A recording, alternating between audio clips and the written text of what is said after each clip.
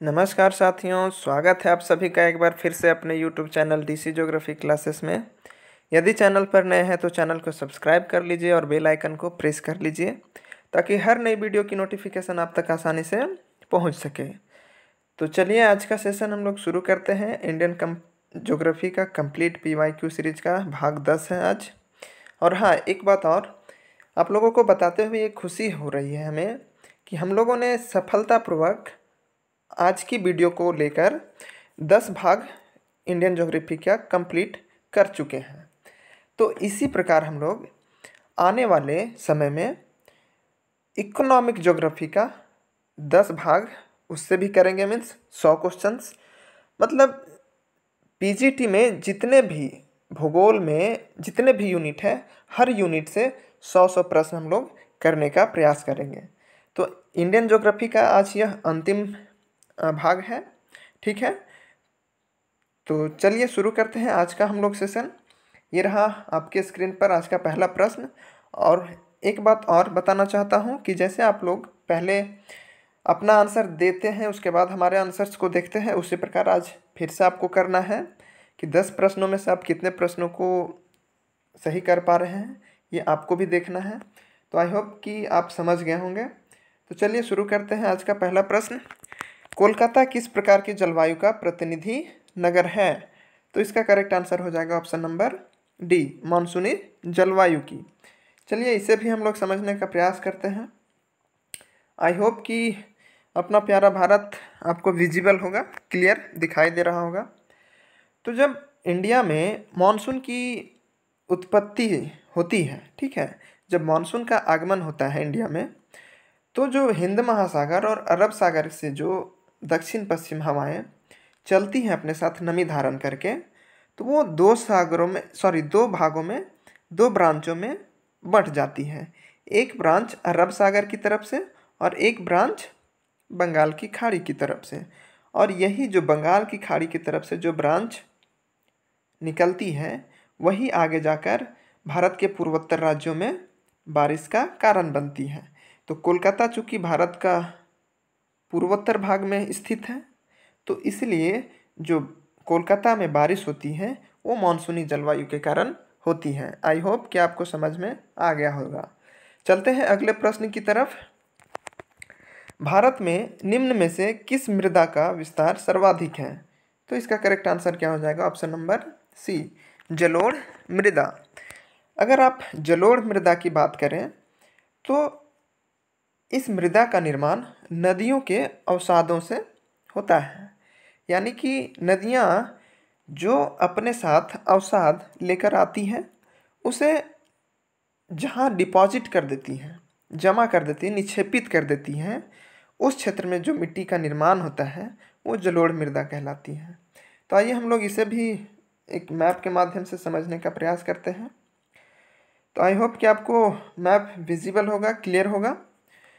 अगर आप जलोढ़ मृदा की बात करें तो आप देख पा रहे होंगे कि ये जो तटवर्ती क्षेत्र है, जहाँ आपको लाइट ब्लू कलर दिखाई दे रहा होगा, और जो वेस्टर्न घाट का तटवर्ती क्षेत्र है, इस क्षेत्र में आपको जलोढ़ मृदा अधिक दिखाई देगा। वहीं जो गंगा और यमुना का जो क्षेत्र है और ब्रह्मपुत्र का जो क्षेत्र है, इस क्षेत्र में भी आपको जलोढ़ मृदा का वितरण दिखाई देगा। अगर आप इसके वितरण की बात करें तो पूरे इंडिया का टोटल 43.3%, कितने 43.3% क्षेत्र पर जलोढ़ मृदा का विस्तार पाया जाता है। इसलिए भारत में सबसे अधिक मात्रा में जलोढ़ मृदा का ही विस्तार है। आई होप कि आपको क्लियर होगा, ठीक है। चलते हैं अगले प्रश्न की तरफ। गंगा के मैदानी भाग में पुरातन जलोढ़ मिट्टी को कहते हैं। तो क्या कहते हैं? तो correct option is option number B, बांगर। अब बांगर क्या होता है और खादर क्या होता है, तराई क्या होता है, भावर क्या होता है, इन सब को हम लोग आज देखने का प्रयास करेंगे, समझने का कोशिश करेंगे। तो यहाँ प्रश्न में पूछा है पुरातन जलोढ़, ठीक है, यानी कि सबसे पुरानी जलोढ़ मृदा। तो चलिए इसे भी हम लोग समझने का प्रयास करते हैं एक डायग्राम के माध्यम से। आई होप कि आपको ये डायग्राम विजिबल होगा। तो जब कोई भी नदी जब एक पर्वत से होकर निकलती है तो अपने साथ वो बहुत सारे मलबा को काट कर छाँट कर अपने साथ ले आती है। और जब अपने साथ मलबा लेकर आती है तो अपना जो फुटहिल्स है, यानी कि जहाँ नदियाँ आकर धीरे होना शुरू हो जाती है। पर्वत से जब निकलती तो नदियों की गति जो होती है वो बहुत ही तीव्र होती है। तो जो फुटहिल्स होता है उस क्षेत्र में जो भी डेब्रिस होते हैं, जो भी छोटे छोटे कंकड़ पत्थर होते हैं, उनका यहाँ जमाव हो जाता है और इसी एरिया को हम लोग भावर कहते हैं।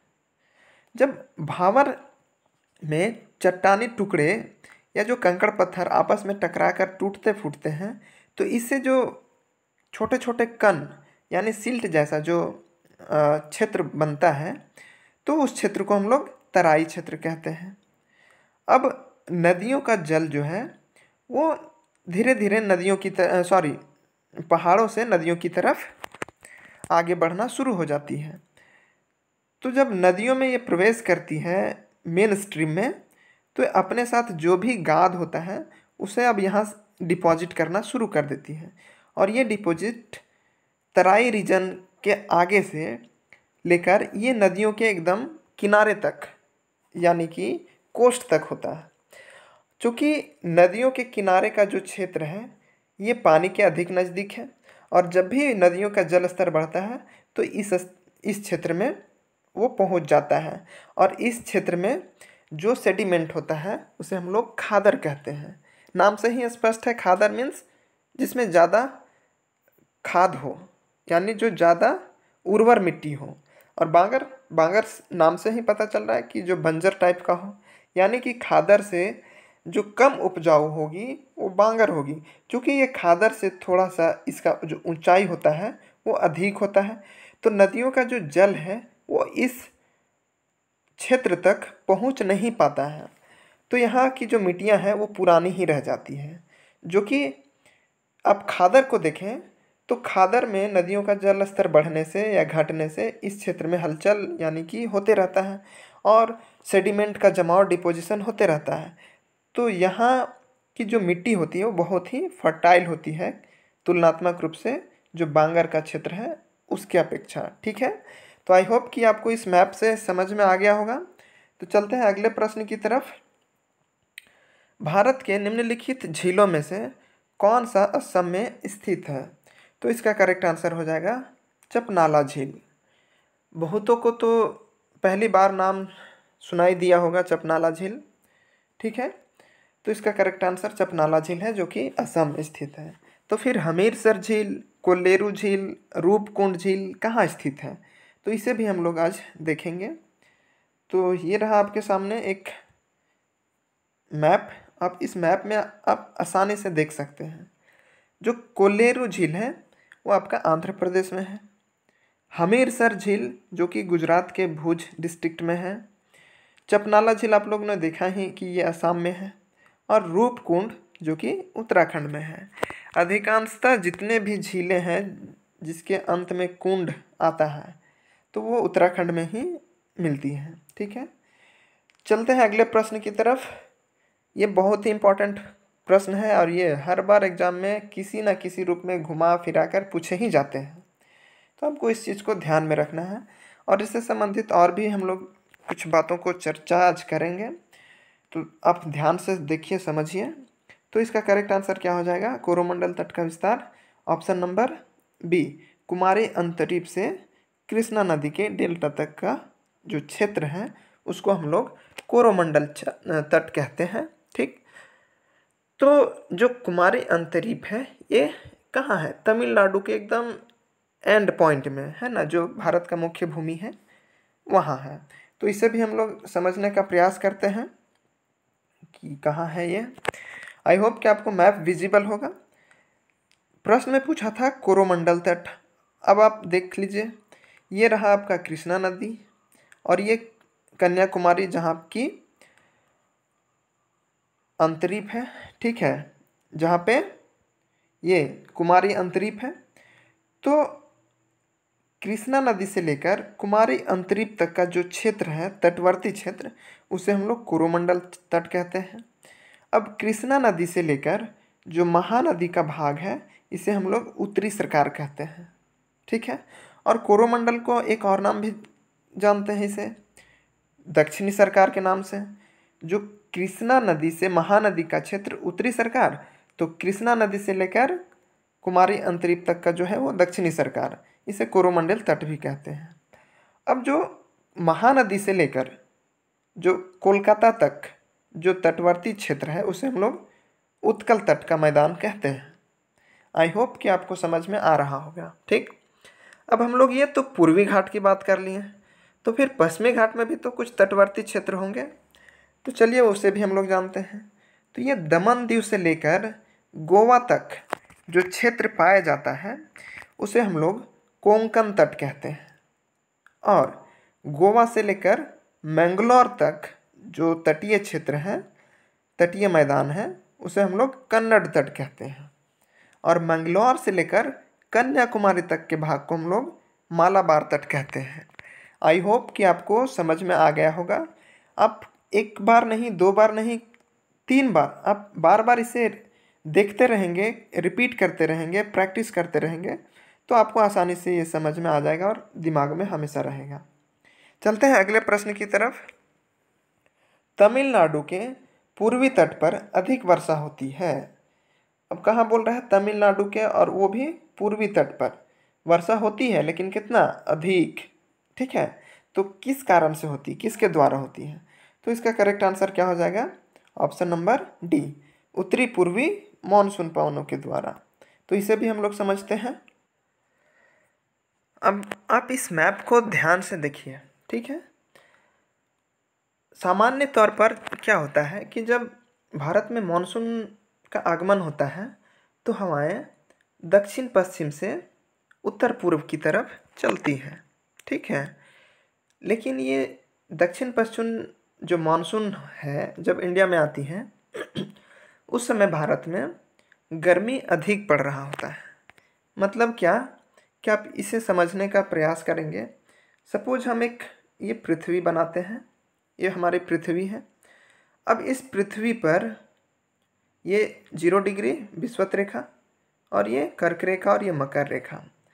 हमको पता है कि जो सन है, इसका जो शिफ्टिंग होता है, स्थानांतरण होता है, वो इन्हीं तीनों रेखाओं के बीच होता है, इन्हीं क्षेत्रों के बीच होता है।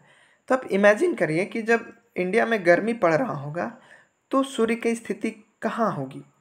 स्वाभाविक है कि कर्क रेखा के आसपास होगी, तभी तो हम लोगों को गर्मी अधिक लगती है।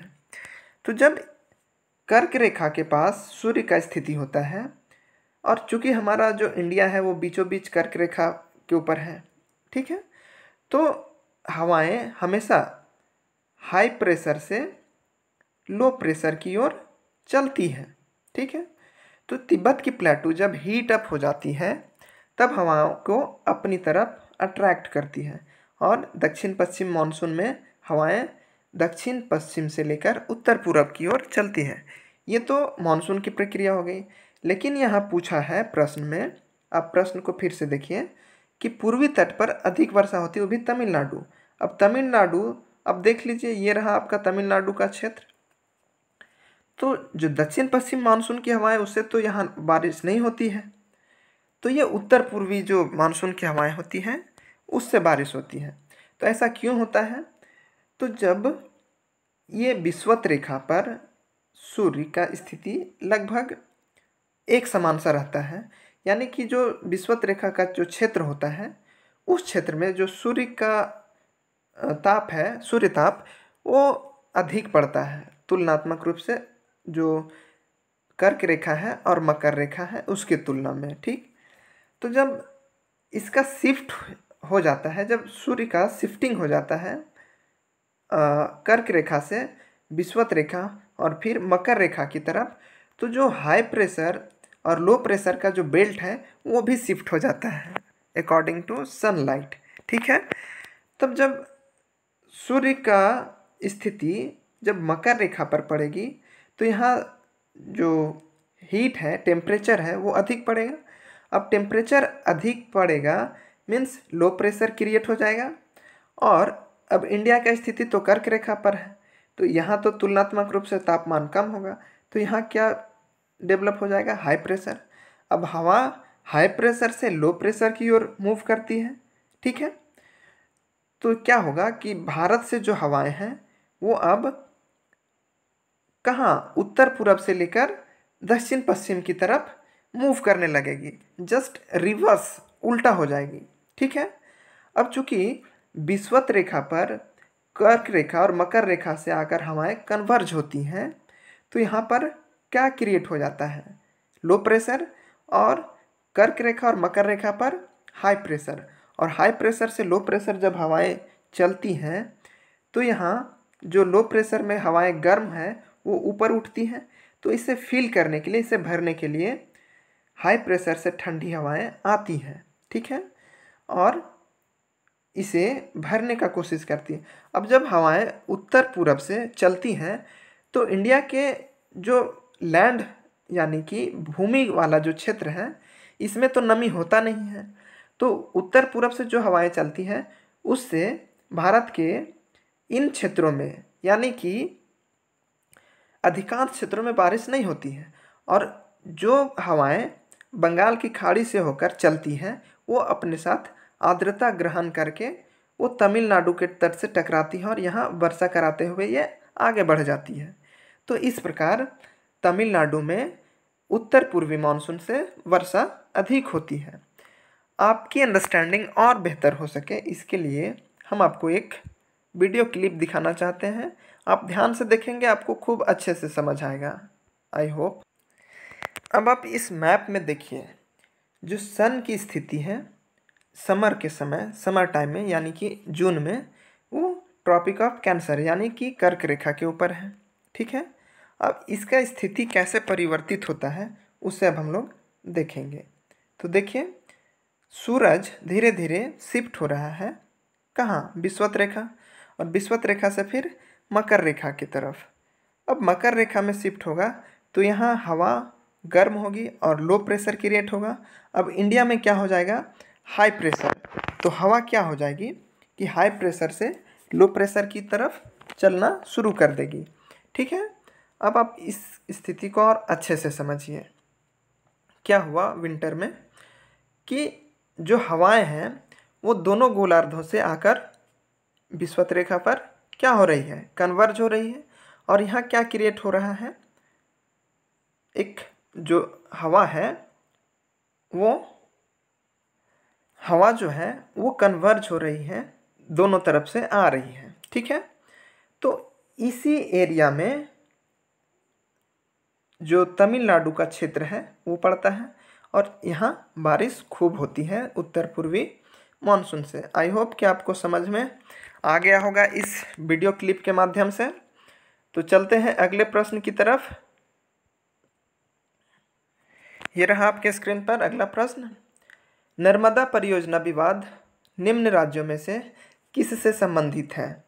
तो इसका करेक्ट आंसर क्या हो जाएगा, ऑप्शन नंबर डी, उपरोक्त सभी से। जो नर्मदा नदी परियोजना है, नर्मदा परियोजना, ये मध्य प्रदेश, गुजरात, महाराष्ट्र और राजस्थान, इन चारों राज्यों के बीच विवाद का कारण है। आइए इसे हम लोग मैप के माध्यम से समझने का प्रयास करते हैं। आपको ये बाउंड्री लाइन दिखाई दे रही होगी, आई होप। ये महाराष्ट्र है, ठीक, और ये जो है ये गुजरात का हिस्सा है, ये मध्य प्रदेश का है, ठीक है। तो जो नर्मदा यहाँ आपको दिखाई दे रहा होगा, नर्मदा जो प्रोजेक्ट है ये महाराष्ट्र, यहाँ कुछ पार्ट इसका जो कि राजस्थान का है वो भी शामिल हो जाता है। तो महाराष्ट्र, गुजरात, मध्य प्रदेश और राजस्थान, इन चारों के बीच ये विवाद का कारण बना है। ये विवाद का कारण है इसे हम लोग किसी अगले लेक्चर में देखेंगे, क्योंकि वीडियो फिर लंबा हो जाएगा। तो हम समझते हैं कि इसे सेपरेट वीडियो में समझने का प्रयास करें तो बेहतर होगा। तो इसका करेक्ट आंसर क्या हो जाएगा, ऑप्शन नंबर डी, सॉरी, कहाँ चला गया, हाँ ऑप्शन नंबर डी करेक्ट है। ठीक है, चलते हैं अगले प्रश्न की तरफ। ये बहुत ही इम्पोर्टेंट प्रश्न है और ये हर बार मतलब किसी न किसी रूप में पूछा ही जाता है। तो CAZRI काजरी का विस्तृत रूप क्या है, इसका फुल फॉर्म पूछ रहा है। तो इसका करेक्ट आंसर क्या हो जाएगा, option number C, central arid zone research institute. ठीक है, तो ये कहाँ है, इसे भी हम लोग देखने का प्रयास करेंगे। ये रहा आपका central arid zone research institute, जो कि जोधपुर में है। ठीक है, कहाँ पे, जोधपुर में है। और ये जो रिसर्च इंस्टीट्यूट है ना, केंद्रीय शुष्क क्षेत्र अनुसंधान संस्थान, ये इसकी स्थापना जो हुई थी ये 1959 में हुई थी। कब, 1959 में। कहाँ पे, तो जोधपुर में। कहाँ, जोधपुर, 1959 आपको याद रखना है। जोधपुर जो कि राजस्थान का एक जिला है। ठीक, अब ये जो केंद्रीय शुष्क क्षेत्र अनुसंधान संस्थान है, इसका स्थापना का उद्देश्य क्या है, आखिर किस उद्देश्य के लिए इस संस्थान का स्थापना किया गया था। तो चूँकि इंडिया का जो टोटल अगर लैंड देखें तो उसमें से 12% जो क्षेत्र है वो शुष्क क्षेत्र में आता है, यानी कि गर्म शुष्क और शीत शुष्क, कोल्ड डेजर्ट और हॉट डेजर्ट के क्षेत्र में आता है। तो जो गर्म क्षेत्र है जो कि रेगिस्तान से संबंधित है, तो उन क्षेत्रों में कुछ प्रमुख समस्याएं हैं, जैसे कि जो वहाँ फसल का उत्पादन होता है बहुत ही कम होता है। तो पहला समस्या हो गया उत्पादन का, पहला समस्या क्या हो जाएगा, प्रोडक्शन का, उत्पादन का। अब दूसरा समस्या यहाँ उत्पन्न होता है कि अनियमित वर्षा, जो रेनफॉल है वो यहाँ पर्याप्त वर्षा नहीं होती है। तीसरा जो रीज़न है वो है फर्टाइल लैंड का, यानी कि जो भूमि है वो उर्वर बहुत ही कम है। तो ऐसे कई सारी समस्याओं से ये ग्रसित क्षेत्र होते हैं जो कि शुष्क क्षेत्र होते हैं। अब इन्हीं सारी समस्याओं को कम करने और संसाधनों को, यहाँ जो भी संसाधन उपलब्ध हैं उन संसाधनों को साइंटिफिक वे में मैनेज करके इन समस्याओं का समाधान किया जा सके, इसी के उद्देश्य से केंद्रीय शुष्क क्षेत्र अनुसंधान संस्थान का स्थापना किया गया था, जो कि जोधपुर में स्थित है। आई होप कि आपको समझ में आया होगा। चलते हैं अगले प्रश्न की तरफ। सिमलीपाल बायोस्फीयर रिजर्व निम्नलिखित में से किस राज्य में स्थित है। तो सिमलीपाल ये तो फेमस है, पता ही होगा आपको। Option number A is correct answer. ठीक है, अब सिमलीपाल को आप देख लीजिए, जो उड़ीसा का मयूरभंज जिला है उसमें स्थित यह अभयारण्य है। ये रहा आपका सिमलीपाल का क्षेत्र उड़ीसा के अंदर। ठीक है, और जो सिमलीपाल का क्षेत्र है यह एक प्रकार का हाथी अभयारण्य है। ये जो सिमलीपाल क्षेत्र है ये हाथी के लिए प्रसिद्ध है। हालांकि अब इस क्षेत्र को टाइगर रिजर्व भी घोषित कर दिया गया है, लेकिन ये मुख्य रूप से हाथी के लिए प्रसिद्ध है। ठीक है, अब जो सिमलीपाल है इसका नाम सिमलीपाल ही क्यों पड़ा, तो ये भी चीज़ें आपको जान लेनी चाहिए कि जो सिमलीपाल है अभयारण्य, इस क्षेत्र में एक पेड़ पाया जाता है, एक पौधा पाया जाता है जिसका नाम सेमल है। क्या, सेमल लिख देते हैं, हम कोशिश करते हैं। सेमल, जिसे हम लोग सिल्क कॉटन के नाम से जानते हैं। अब ये जो सेमल का जो वृक्ष है ना, ये यहाँ बहुत ही अधिक मात्रा में पाया जाता है, इसी के कारण इस क्षेत्र का नाम सिमलीपाल रखा गया। आई होप कि आपको क्लियर हुआ होगा। अगले प्रश्न की तरफ चलते हैं। निम्नलिखित में से कौन सा पश्चिमी घाट के वृष्टि छाया प्रदेश में आता है, यानी कि वेस्टर्न घाट का जो रेन शेडो एरिया है उसमें कौन सा क्षेत्र आता है। तो इसका करेक्ट आंसर क्या हो जाएगा, ऑप्शन नंबर बी बारामती। ये बहुत ही क्लोज क्वेश्चंस हैं। अगर आप प्रश्न को ध्यान से नहीं पढ़ेंगे और इन नामों से अगर आप परिचित नहीं हैं तो ऐसे प्रश्न थोड़े से मुश्किल हो जाते हैं बनने के लिए। ठीक है, तो इसे भी हम लोग समझते हैं। अब देखिए, आप मैप में आपके लिए हम स्पेशली महाराष्ट्र का मैप लेके आए हैं। अब आपको इसमें जो ये येलो कलर से जो दिखाई दे रहा है, मीन्स येलो नहीं है, इसको हम लोग केसरिया कह सकते हैं।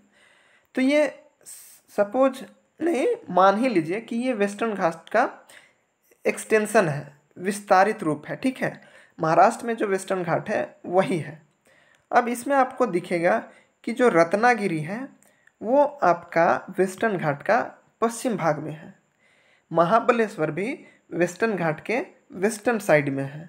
अब जो बारामती है ये वेस्टर्न घाट के ईस्टर्न साइड में है, पूर्वी साइड में है। और जो पंचगनी है ये भी वेस्टर्न साइड के वेस्टर्न घाट में है। अब आप इमेजिन कीजिए कि जो मानसून जब आती है इंडिया में तो दक्षिण पश्चिम मानसून की हवा ये तो उत्तर पूरब की तरफ जाती है दक्षिण पश्चिम से, तो वर्षा तो इन्हीं रीजन में करवाएगी ना, पश्चिम घाट के तो पूरब साइड तो नहीं जा पाएगी। और जो बारामती है उसका जो लोकेशन है वो पश्चिमी घाट के पूर्वी तट पास, यानी कि इसके नज़दीकी आप देखेंगे तो पुणे जो शहर है वो स्थित है। तो पुणे भी रेन शेडो एरिया में आता है। तो बारामती जो है जगह वो भी वृष्टि छाया क्षेत्र कहलाता है। आई होप कि आपको क्लियर हुआ होगा। यह इन 10 प्रश्नों के आंसर की अब आप खुद से देख लिए होंगे कि कितने प्रश्न आप सही किए। अगर आप चाहते हैं कि इस वीडियो का PDF आपको मिले तो आप हमारे टेलीग्राम चैनल को ज्वाइन करें और चैनल को सब्सक्राइब करें, ताकि हर आपको इसी प्रकार की इन्फॉर्मेटिव वीडियो आप तक पहुंचती रहे। अच्छा लगता है जब आप लोग वीडियो में लाइक कमेंट करते हैं, तो हमें और अंदर से मोटिवेशन मिलता है कि और हम अच्छे से कंटेंट को तैयार करें आपके लिए। तो आई होप कि सेशन अच्छा लगा होगा। तो थैंक यू सो मच। मिलते हैं अगले सेशन में जो कि इकोनॉमिक ज्योग्राफी का होने वाला है। तो thank you so much, take care, bye.